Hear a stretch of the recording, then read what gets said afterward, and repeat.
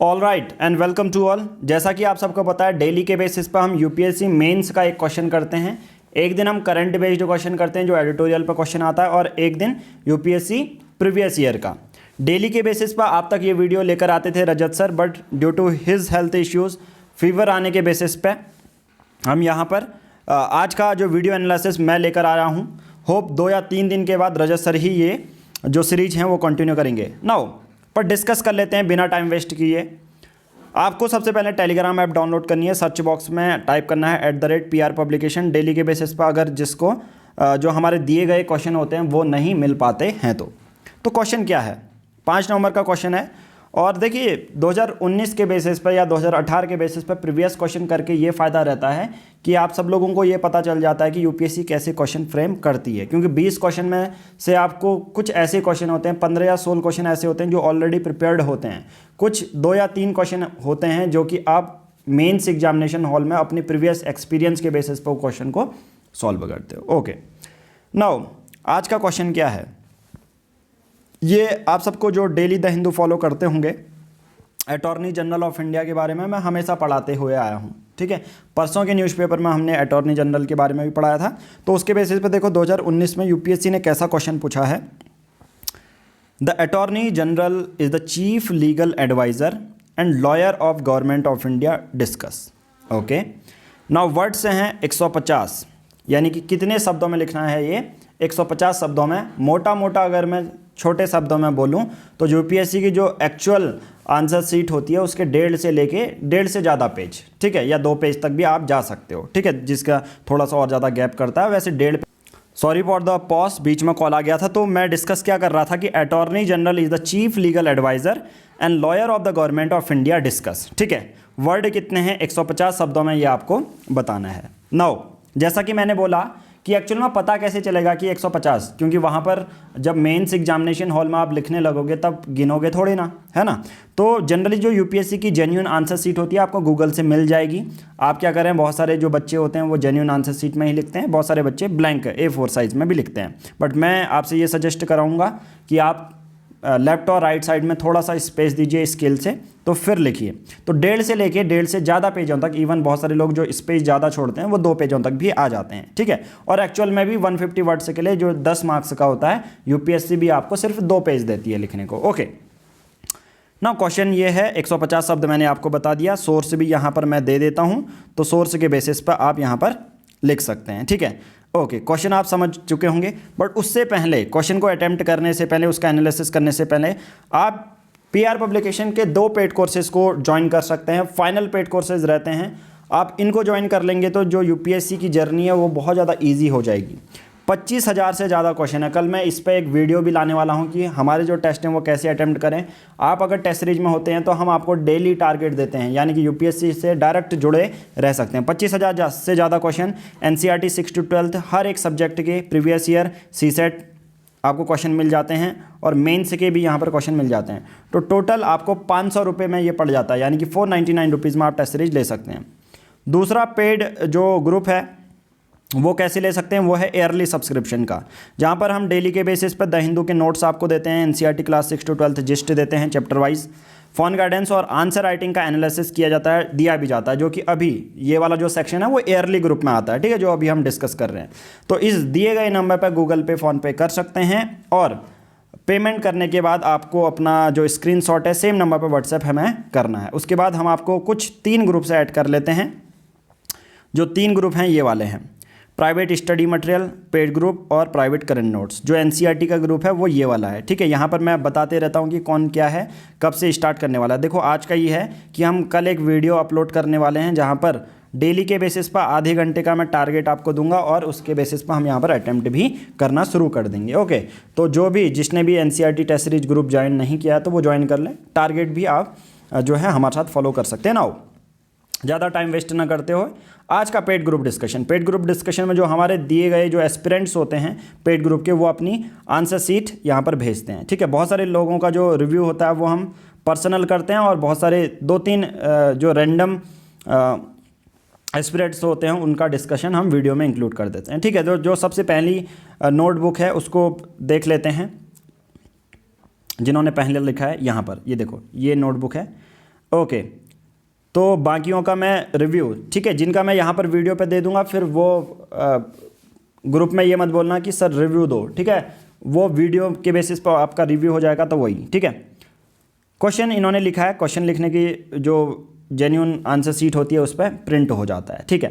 अब देखो क्वेश्चन क्या था, डायरेक्ट आपको बता देता हूँ, यहाँ पर इनका क्वेश्चन डायरेक्ट नहीं समझ में आ रहा है, जो थोड़ा सा कट हो चुका है, बट मैं यहाँ पर से आपको बता देता हूँ कि क्वेश्चन को अटेम्प्ट कैसे करना है, फिर मैं सबकी एक एक करके कॉपी चेक करूँगा। ओके, नाउ देखिए, जैसा मैंने बोला, आपने अगर 4 वीडियो मेरी नहीं देखी हैं तो मैंने ऑलरेडी बता दिया है कि जीएस के पेपर को कैसे अटेम्प्ट करें, ठीक है।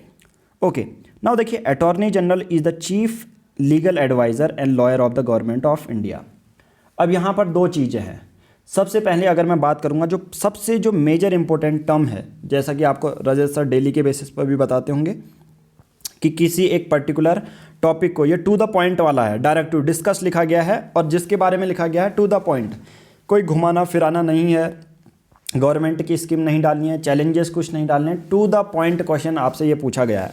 तो सबसे पहला जो मेजर चीज़ है वो है अटॉर्नी जनरल। क्या टर्म दिया है? Attorney general. तो आप इंट्रो कैसे शुरू करोगे? फिर इसमें आपके पास एक वर्ड है, टर्म है अटॉर्नी जनरल, ठीक है। फिर मैं आगे भी पढ़ता हूँ, उसको भी बताता हूँ। फिर उसके बाद देखो बॉडी पार्ट से, क्योंकि इंट्रो पार्ट में आपको एक डायरेक्टिव, आपको एक टर्म चूज़ करना पड़ता है। ये टर्म यहाँ पर द थोड़ी ना चूज़ करोगे, ठीक है। मैं एलिमिनेट करना सिखा देता हूँ, बहुत बार कन्फ्यूज़ हो जाते हैं। द चूज़ नहीं करोगे, is, chief legal adviser, lawyer of government of India, या गवर्नमेंट ऑफ इंडिया तो बिल्कुल भी नहीं होगा, है ना। तो यहाँ पर टर्म क्या होगा? Attorney general. अब आपने माइंड में सोच लिया कि टर्म क्या है? अटॉर्नी जनरल है। अब अटॉर्नी जनरल के बारे में क्या लिखोगे? सिंपल सी बात है, अभी के अटॉर्नी जनरल कौन है वो नहीं लिखोगे, सिंपल सी बात है, क्योंकि यूपीएससी आपसे ये नहीं पूछता कि नाम बताओ आपसे, बट अटॉर्नी जनरल क्या होते हैं वो आप डेफिनेशन में लिख देंगे। तो एक्चुअल में इंट्रो में बहुत सारे लोगों ने डेफिनेशन लिखी होगी या अटॉर्नी जनरल के बारे में लिखा होगा। तो जैसे मैं बोलूँगा कि कॉन्स्टिट्यूशन जो है अंडर आर्टिकल 76 इनका ऑफिस यहाँ पर होता है, ठीक है। संविधान में इनका ऑफिस बनाया है, इनको अपॉइंट हमारे प्रेसिडेंट करते हैं, ठीक है। और बस इतनी डेफिनेशन के बेसिस पर इनके बारे में लिख सकते हो। अब उसके बाद आता है बॉडी पार्ट। बॉडी पार्ट में क्या 2 चीज़ें यहाँ पर जो मेजर हाईलाइट है वो है कि अटॉर्नी जनरल कैसे चीफ लीगल एडवाइज़र की तरह काम करते हैं। देखो मैंने यहाँ पर हिंट भी दिया है, एक्चुअल में ये क्वेश्चन में जो रियल क्वेश्चन है उस पर हिंट नहीं दी होगी, ठीक है। हिंट क्या है? Choose legal adviser and lawyer term while you are writing your answer. ये मैंने आपको एक हिंट भी दे दी है कि यहाँ पर क्वेश्चन कैसे अटेम्प्ट करना है। तो पहला टर्म क्या हो गया? अटॉर्नी जनरल, आपने लिख दिया उसके बारे में, वो इंट्रो खत्म, उसके बाद में कुछ नहीं लिखना। फिर आता है इंट्रो के बाद बॉडी पार्ट। बॉडी पार्ट के लिए आपके पास 2 टर्म चूज़ करे आपने, एक है चीफ लीगल एडवाइज़र पहला, एक है lawyer of government of India. अब 2 टर्म ये बहुत इंपॉर्टेंट है, और इन्हीं 2 टर्म को आपने बॉडी पार्ट में जो है मेंशन करना है, और फिर लास्ट में थोड़ा सा कंक्लूजन लिख देना है, बस। फिर इसका आंसर आपका ख़त्म हो गया। तो मैंने आपको बता दिया, फिर क्या बता दिया? इंट्रो पार्ट में क्या लिखना है, उसके बाद बॉडी पार्ट में 2 डिवाइड करने हैं सेक्शन, एक चीफ लीगल एडवाइज़र की तरह कैसे काम करता है, लॉयर की तरह से कैसे काम करता है, और लास्ट में कंक्लूजन, ठीक है। 2 लाइन का कंक्लूजन भी लिखोगे चलेगा, ठीक है। इसके बेसिस पे आपने देखो, ये तो मैं अभी स्लो करके बता रहा हूँ, बट जब डेली के बेसिस पर आप 1-2 महीने तक प्रैक्टिस कर लोगे ना, तो आप तुरंत, मतलब 10 सेकंड के अंदर आपके माइंड में ये स्ट्रक्चर बन जाएगा। अब देखो, सबसे पहला स्ट्रक्चर बनाने की बात आती है मेंस आंसर राइटिंग में। ओके ना, सबसे पहले जो हम कॉपी चेक कर लेते हैं, पहले इन्होंने सबमिट की है। तो क्वेश्चन क्या है देखो, asked in 2019 attorney general is the chief legal adviser and lawyer of the government of India. Okay, now ये क्वेश्चन है हमारा। तो यहाँ पर सबसे पहले कॉपी चेक कर लेते हैं। मैंने डायरेक्ट आपको इंट्रो बता दिया है कि किस तरह से आपको लिखना है, ठीक है। एक तरह से फॉर्मेट बता दिया है। तो इंट्रो पार्ट में आपने चुन लिया अटॉर्नी जनरल, उनकी डेफिनेशन लिख दीजिए आप, ठीक है।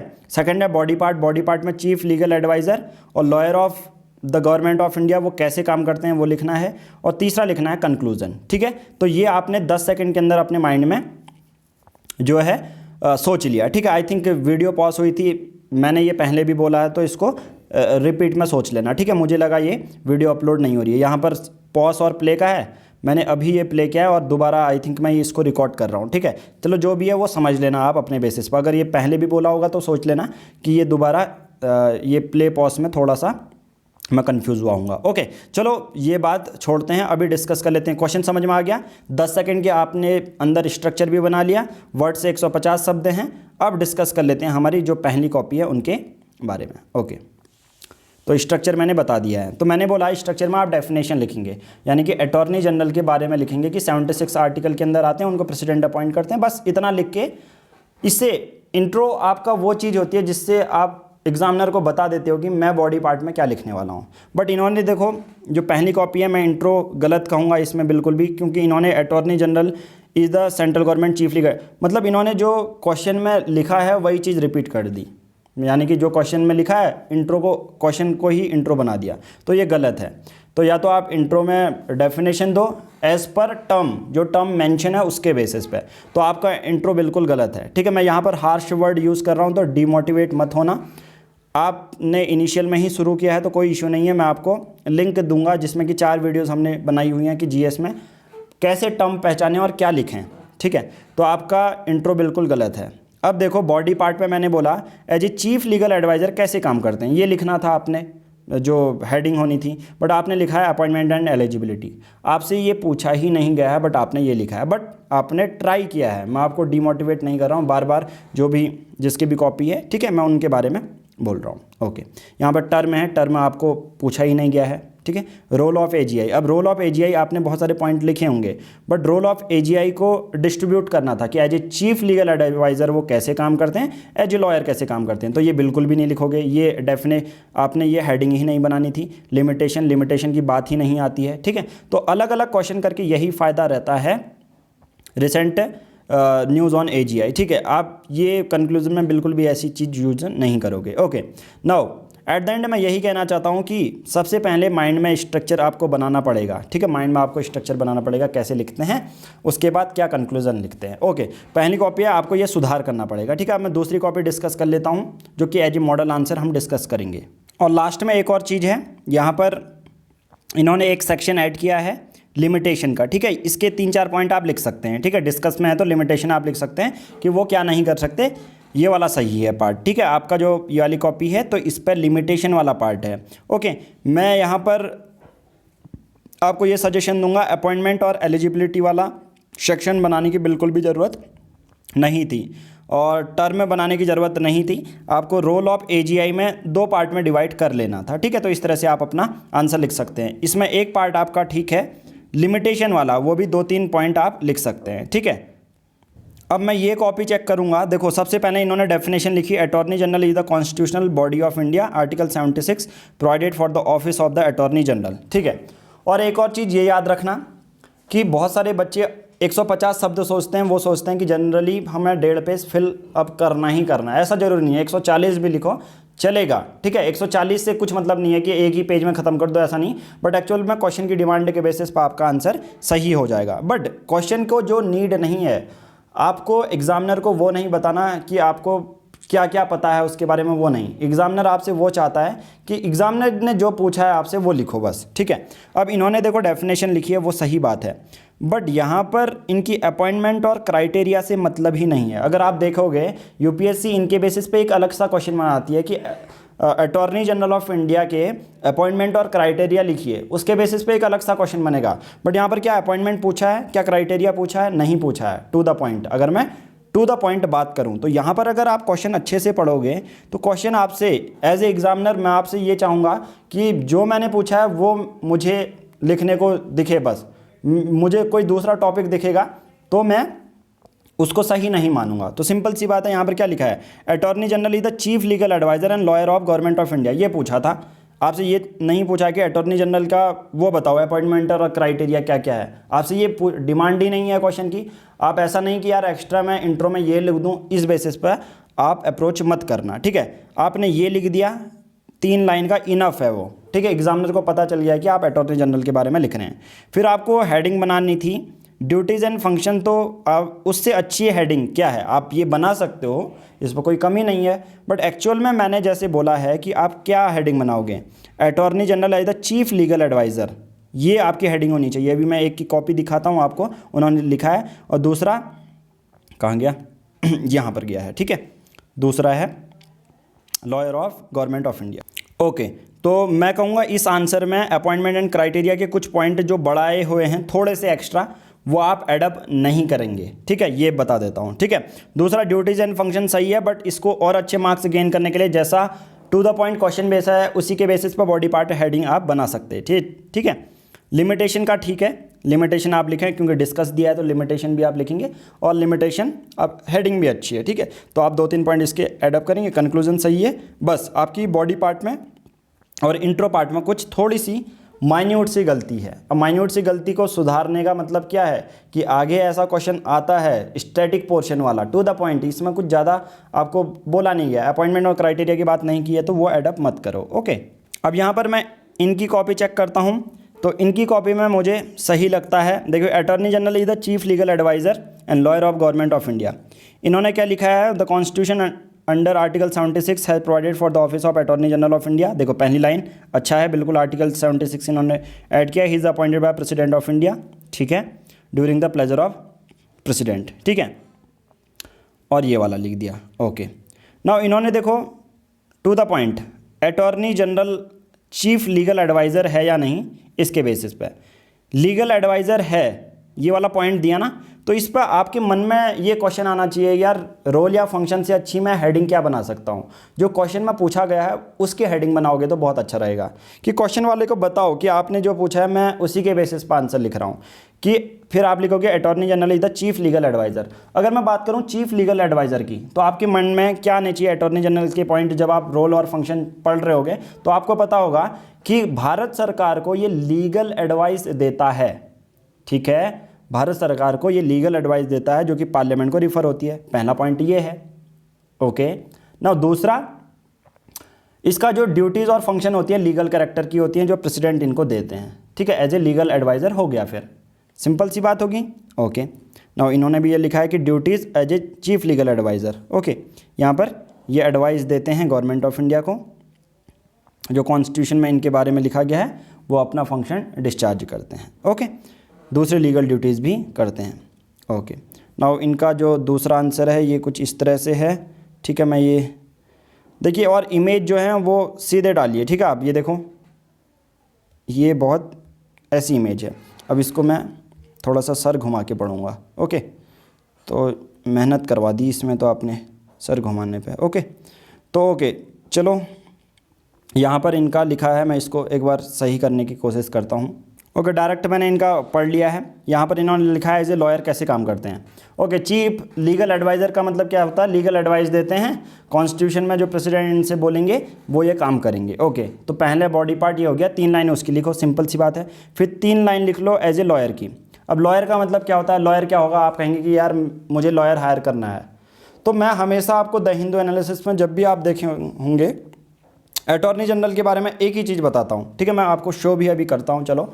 अटॉर्नी जनरल मैंने ये बोला कि फर्स्ट लॉ ऑफिसर हैं, तो वो सिंपल सी बात है गवर्नमेंट के साइड, सपोज किसी कंपनी और एक भारत सरकार के बीच में डिस्प्यूट हो जाता है, तो अटॉर्नी जनरल उनके एज ए लॉयर की तरह रिप्रेजेंट होते हैं, ठीक है, लॉयर की तरह अपना फंक्शन निभाते हैं। तो कह सकते हैं कि सुप्रीम कोर्ट या हाई कोर्ट में कभी भी भारत सरकार के अगेंस्ट कोई भी कोर्ट होता है, मतलब कोई भी जो है फैसला जाता है, तो वो भारत सरकार के बिहाफ में खड़े होते हैं। तो एज ए लॉयर की तरह काम किया है ना उन्होंने, सिंपल सी बात है।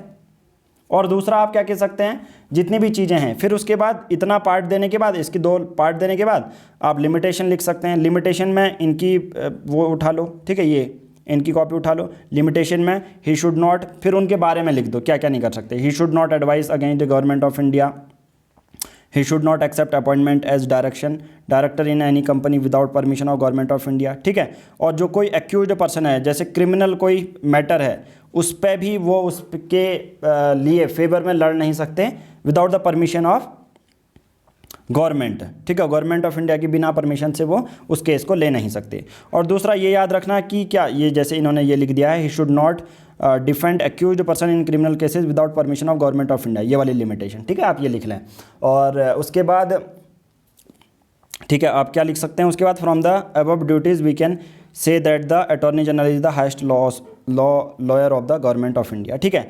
तो हाँ, इन्होंने कंक्लूजन में ये बता दिया, जो ये पूरा ये है कि हाइस्ट लॉ ऑफिसर होते हैं और गवर्नमेंट के बिहाफ में ये सुप्रीम कोर्ट और हाई कोर्ट में रहते हैं। तो इस तरह से ये फॉर्मेट हो गया और कंक्लूजन हमने देख लिया। ओके, दूसरी जो कॉपीज़ हैं वो मैंने सब पढ़ी हैं अभी, ठीक है।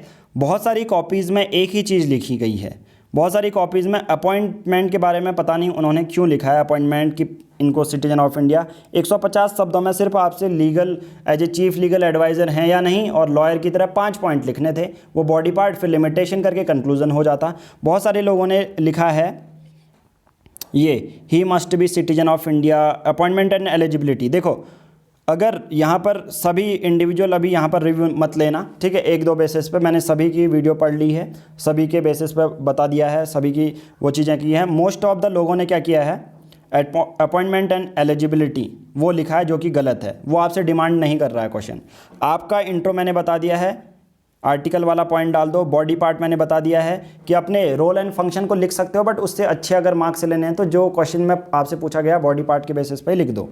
चीफ लीगल एडवाइज़र की तरह और लॉयर की तरह कैसे काम करते हैं, 5 पॉइंट आपका आंसर बन जाता है। फिर उसके बाद सभी लोगों ने लिमिटेशन लिखी है जो कि सही हैं, सभी लोगों की जितने लोगों ने भी लिमिटेशन लिखी हैं वो सही हैं। अपने पॉइंट में क्या क्या रिमूव करो वो बता दिया। फिर कंक्लूजन में 2 लाइन लिख दो, ठीक है। नाउ तो ये सब चीज़ें हमने देख ली। तो ओवरऑल आपको पता चल गया होगा कि कैसे एक आंसर लिखने हैं और इस आंसर में आपको क्या क्या लिखना था, ठीक है। तो इस वीडियो में हम इतना ही करेंगे, आगे का कल भी हम क्वेश्चन करेंगे, तो उस वेट कीजिए उस वीडियो के लिए। Thank you.